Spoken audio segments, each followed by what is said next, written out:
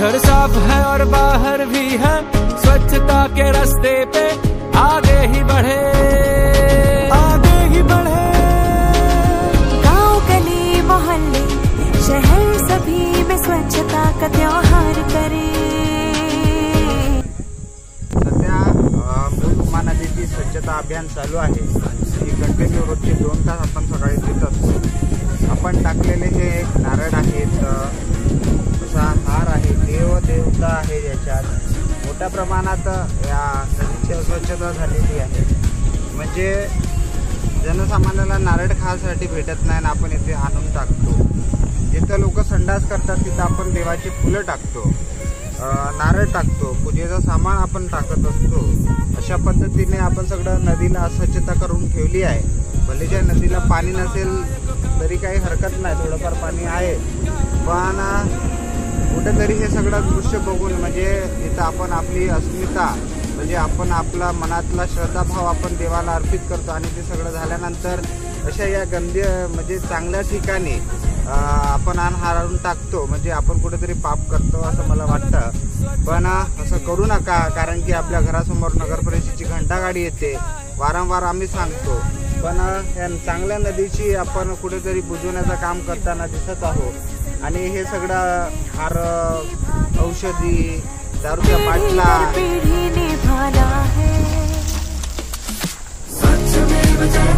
सगळं आपण नदीत काढलेला आहे। त्याच्यात आपण हार पाहू शकता, दारूच्या बाटला मोठ्या प्रमाणात इथे टाकून ठेवलेला आहे, नारळ आहे। आपण ज्याची पूजा करतो हमेशा त्यांना आपण कुठे टाकलं हे बघा। याचे चांगल्या पद्धतशीर विसर्जन केलं पाहिजे असं तरी मला वाटतं। लोकांना कपडे घालण्यास मिळत नाही तिथं आपण हे ब्लाऊजचे पिसं आणून टाकतो पूजेच्या नावाने, आणि अशी अस्वच्छता आपण या नदीत केली आहे। म्हणजे विविध ठिकाणी आपल्याला पाहण्यास मिळते, म्हणजे प्लास्टिक कचरा असेल, कागदी कचरा असेल, असंख्य असा कचरा या नदीत टाकलेला आपल्याला इथे दिसत आहे। आणि याचं स्वच्छतेचं काम आम्ही बबलू आणि आम्ही दोघांनी सुरू केलं आहे आणि लगभग हे चालू आहे, कंटिन्यू काम चालू आहे। स्वच्छतेसाठी काही लागणारे साहित्य आपण देऊ शकता, कारण की खिचण्यासाठी लागणारे पंजे आमच्याकडे सध्या नाहीत, हँडग्लोव्ज थोडेफार आहेत आणि बाकी अस्वच्छता झालेली आहे, ते स्वच्छता करण्याचं काम चालू आहेच कंटिन्यू। आपण आपली नदीसाठी नदीकाठी असा आमचा उपक्रम चालू आहे, याच्यातही आपण सहभागी होऊ शकता। पण मूलवाले फक्त कुठेतरी काही राहिलं तर असं आपण जातो दिखावा करण्यापुरतं, नंतर आपण कुठे जात नाही। नगर परिषदचा कुठेतरी निष्काळजीपणा असेल, ज्या विभागात हा जो पाणी नदीचा येत असेल भाग, त्यांनी पण हा दुर्लक्ष इथं केलेले आहेत। आपण नदीच्या या पुलावरती डस्टबिन लावण्याचं काम आता सध्या करणार आहे, त्यासाठी डस्टबिनची पण आवश्यकता आपल्याकडून लागणार आहे। अशा पद्धतीने आपला हा मूळच्या नदीचा स्वच्छता अभियान चालू आहे ना, मोठ्या प्रमाणात ठिकाणी त्यामध्ये करून आहे बघा। नदीसाठी नदीकाठी डस्टबिनमध्ये टाका आणि नदीला स्वच्छ ठेवा।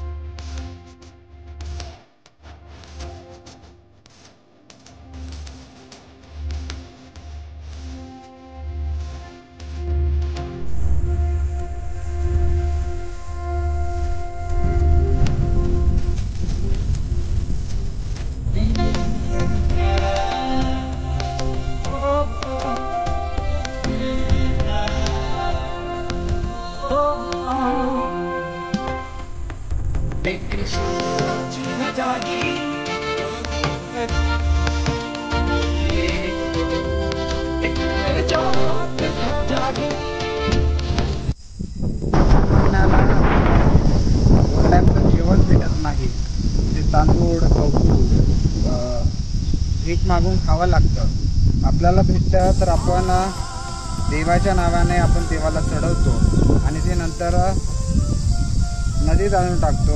अशाच पद्धतीने याच्यात आता मोठ्या प्रमाणात गहू आणि तांदूळ टाकलेले आहे, कम से कम 1 किलो तरी आहे।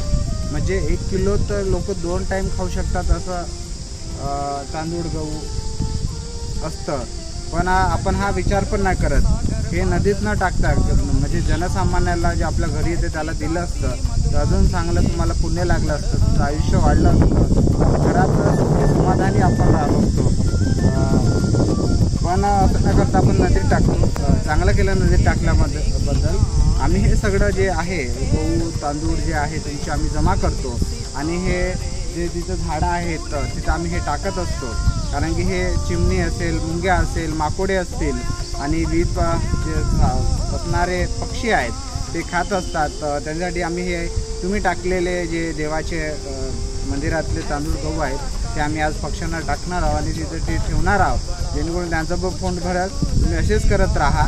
पण त्याच्यासाठी तुम्हाला मी मनापासून आभार व्यक्त करतो. आणि आमचे प्राणी पक्षी पण जिवंत राहतील. आम्ही हे फेकून देत नाही.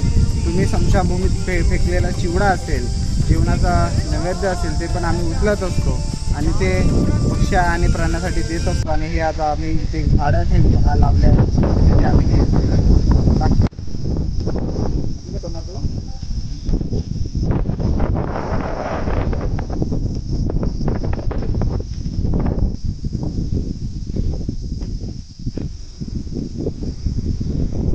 माझा मुलाच्या उमानतीत खेकडा दिसला मला आणि बहुत मोठा खेकडा आहे, छोटा पण होता. आणि आम्ही असंच पकडलं, पहिल्यांदा मी पकडलं आहे आणि याला आम्ही सोडणार आहोत, खात नाही आम्ही.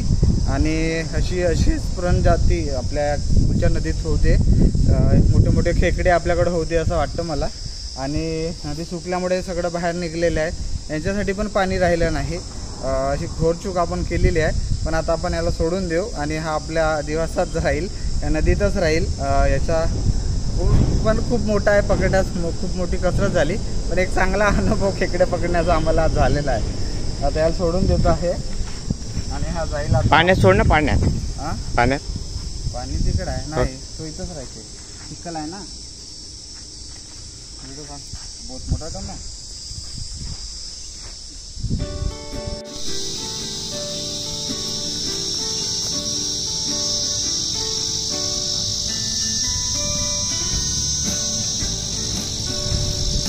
हे आपण नदीत टाकलेलं जे तांदूळ गहू पूजेचं सामान आहे ते आम्ही पक्ष्यासाठी टाकत आहे आता. आणि हे ते नदीच्या काठी ते ठेवत आहे त्यांना खाण्यासाठी.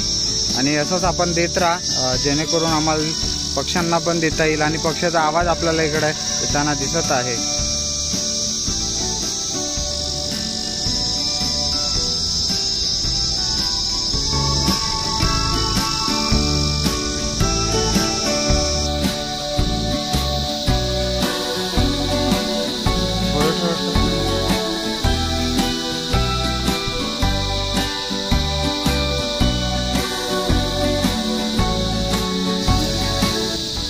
मित्रांनो, तुम्ही टाकलेले नदीत जे धान्य आहे ते तांदूळ गहू आणि मिक्स आहे ते सगळं. आणि आम्ही हे सगळं नदीत टाकलेलं उचलून आणलं आणि हे सगळं पक्ष्यासाठी, चिमण्या माकोडे मुंग्या जे बी खातील त्यांच्यासाठी आम्ही उठाव ठेवला आहे. तिकडे समोर पण ठेवलेला.